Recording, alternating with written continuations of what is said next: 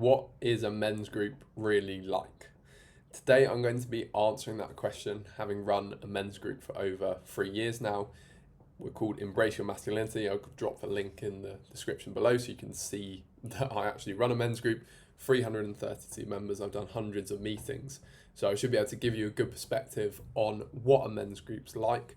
I'll tell you why I set it up in the first place, the benefits I've received from running a men's group, and how it can actually help men, and also just what the general experience is like, what to look for if you're trying to find a men's group, and everything you need to know really. So let's get straight into it.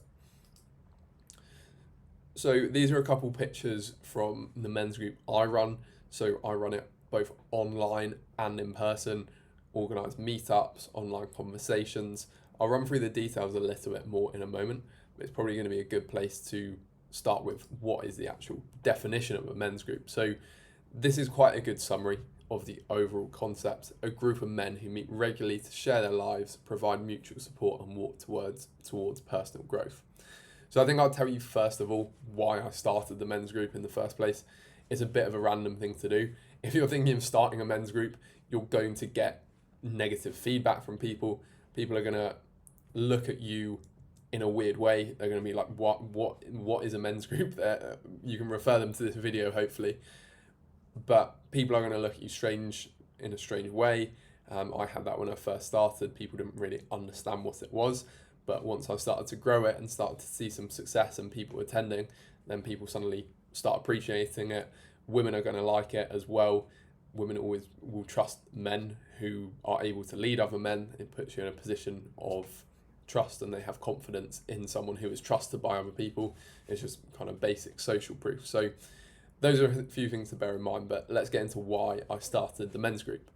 So long story short, I left university, I stopped drinking, and I sort of went down the route of trying to find like a football team. I played some football, but I couldn't really find in my hometown, which is based outside of London.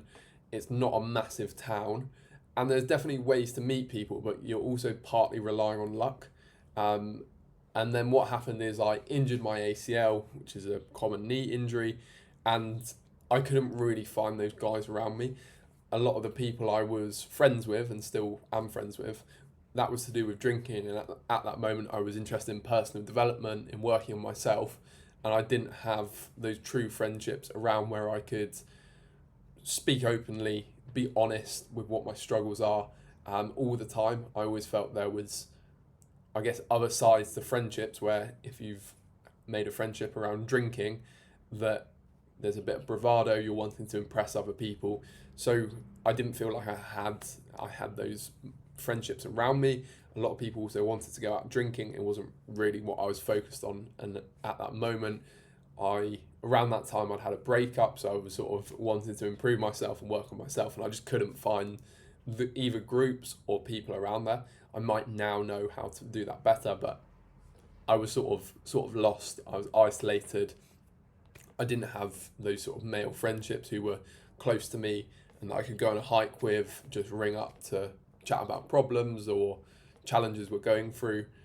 So I created something in the men's group that provided that connection that I was lacking in my life. So that's why I started it.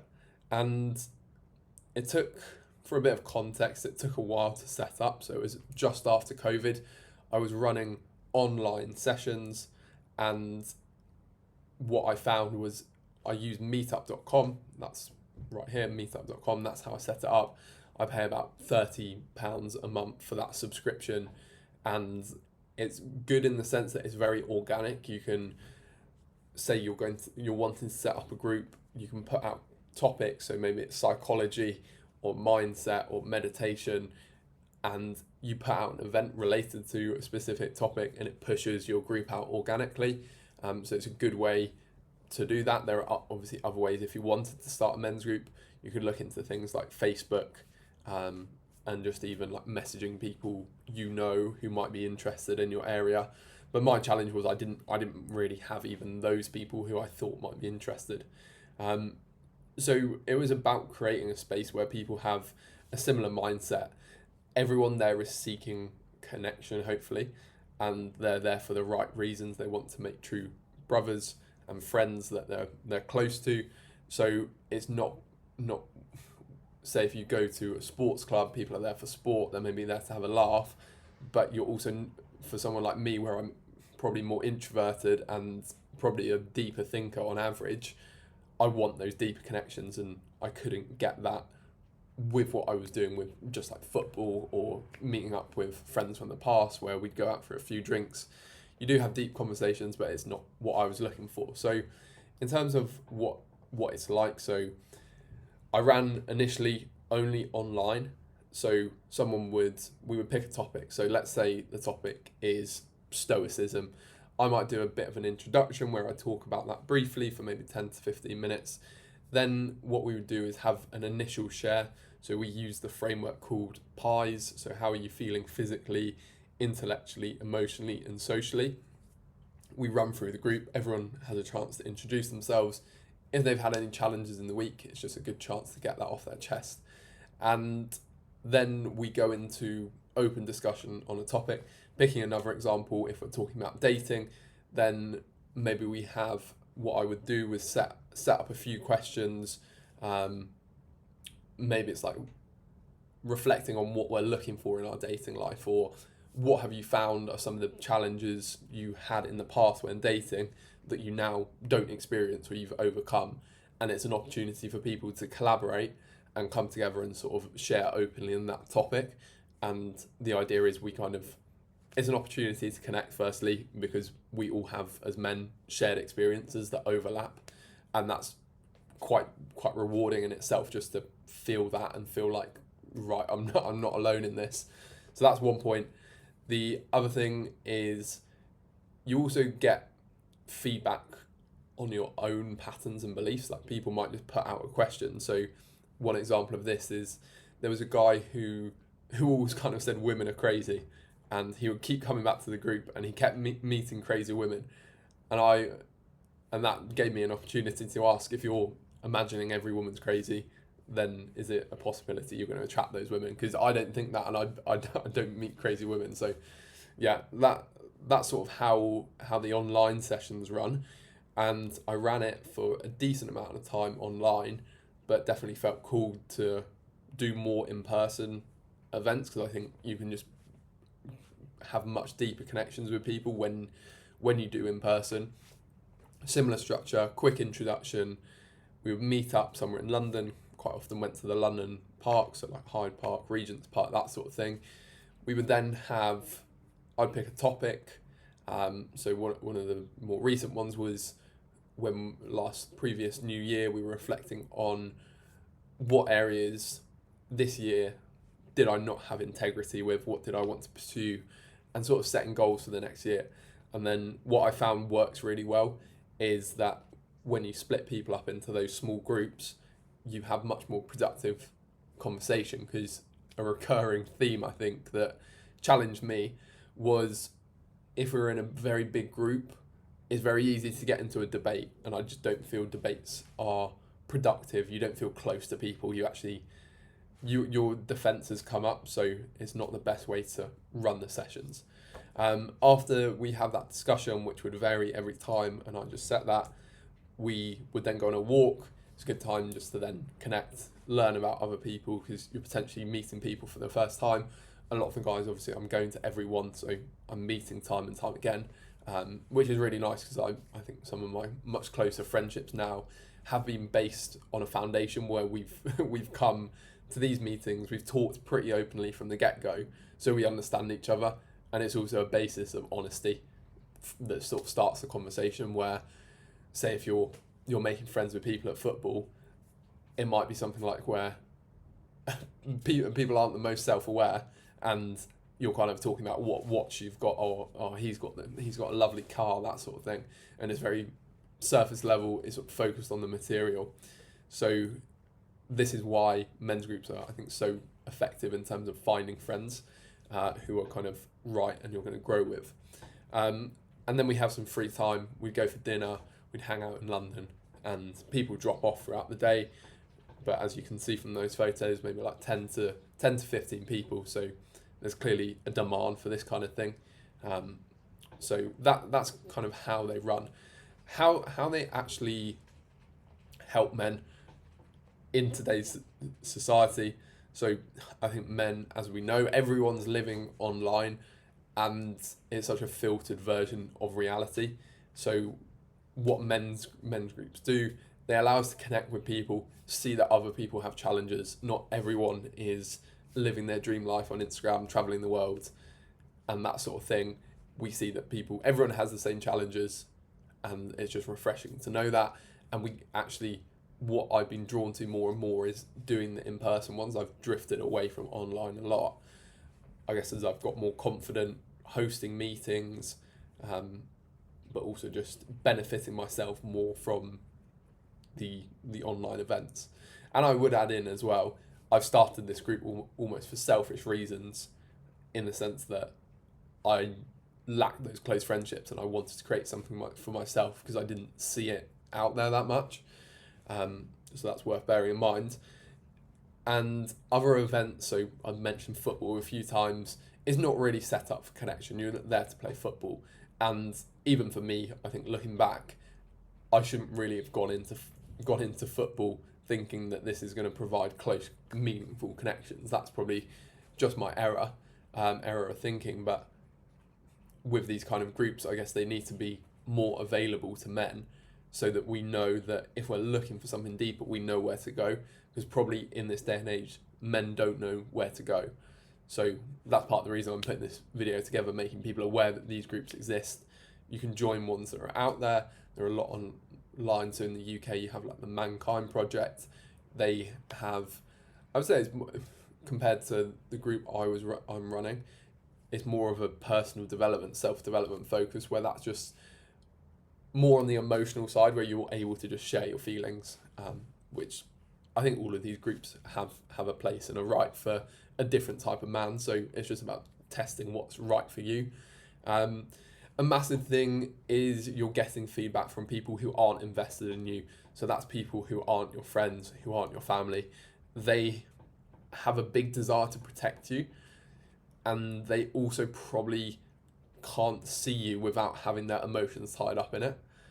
So what I mean by that is, if I'm saying to my men's group friends that, oh, I want to go to Asia and I want to travel, compared to saying it to my mum, she also wants me to be at home because she wants to see me and she wants me to be safe and protected. So that's part of what you get with a men's group. You can get honest feedback, people who can hold you accountable for what you say you're going to do.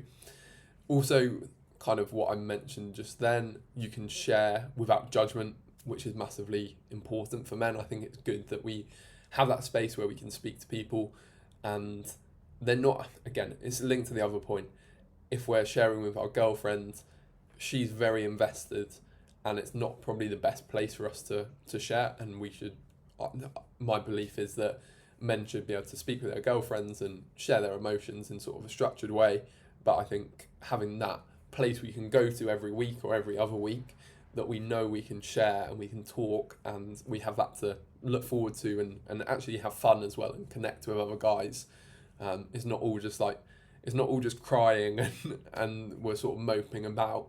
I think that's probably where some men's groups go wrong, where it feels too negative. What I enjoy about the group that I run is I feel that it's also based on proactivity. As much as someone can share and accept their hardships, is also then seeing what we can do. And sometimes things are completely out of control, so we can't do anything. But it's about having that space where we can share.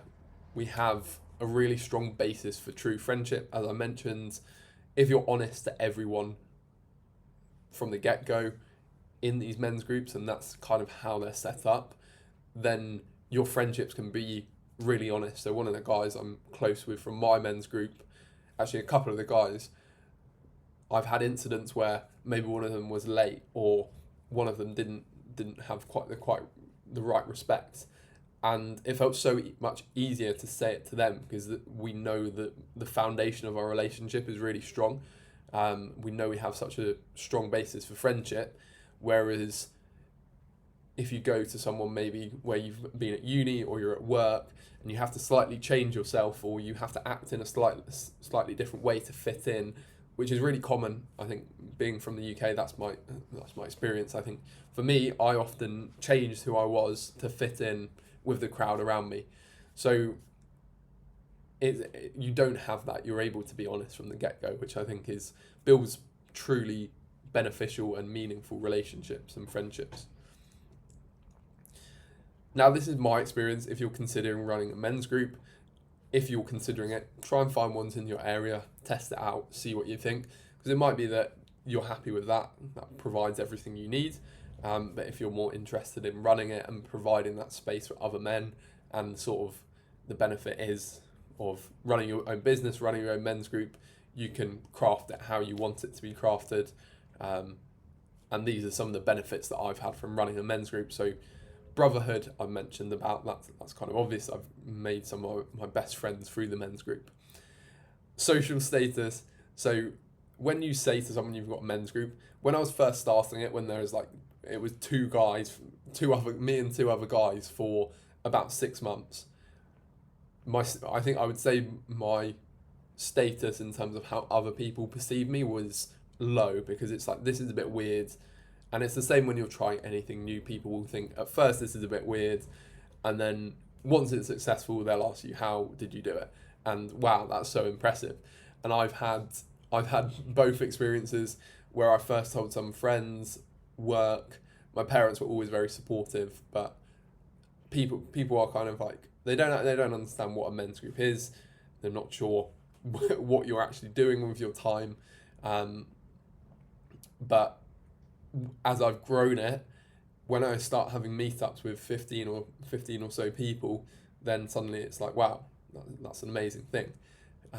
So I think that's worth bearing in mind. And I think as well, whenever I've said it to women, they always kind of are quite impressed that you've had the initiative to do something like that, and you're kind of in that leadership position as well, which is going to help your career. If you're saying, in my free time, I run a group for men to sort of support them, help them grow, find true brotherhoods, you're going to be taken quite seriously in sort of any area, because it shows you're a proactive person. You take leadership, and it's just something to be proud of. I can always look back on that, and it's probably a factor that helped me start my business. I'm also going to run another men's group. I'm in Da Nang in Vietnam at the moment, so I'm going to run another men's group here. And I guess it just taken away a lot of my fear about starting something new, because that was one of the first things I did that was really out of sort of what people would do ordinarily. So that leadership, I think, and just taking the initiative, overcoming fear is really good. And then also the ability to facilitate groups. So throughout your life and your career, to be successful, you're going to need to speak to people. You're going to need to handle discussions. I need to do it with my marketing clients at the moment. When we're on calls together, I need to manage the conversation in the right way, control people, let people speak, stop people from speaking. So you learn really useful skills that are just going to be beneficial anyway, even outside of it. If you only did it for a little while, it's well worth doing. And yeah, it's been a great sort of growth experience for me. And I think that's everything. That is sort of the overview of running a men's group. In terms of other things I had, meetup.com is a good place to start. Facebook would be good. You can obviously still grow groups on Facebook. There are a lot of people there. Even things like doing posters in your town, I think, would work well. But I think just if you're curious about men's groups, then go along. There will be all sorts of men's groups that run, but it's that space where you can step away from daily life, and as men, we're focused on like go.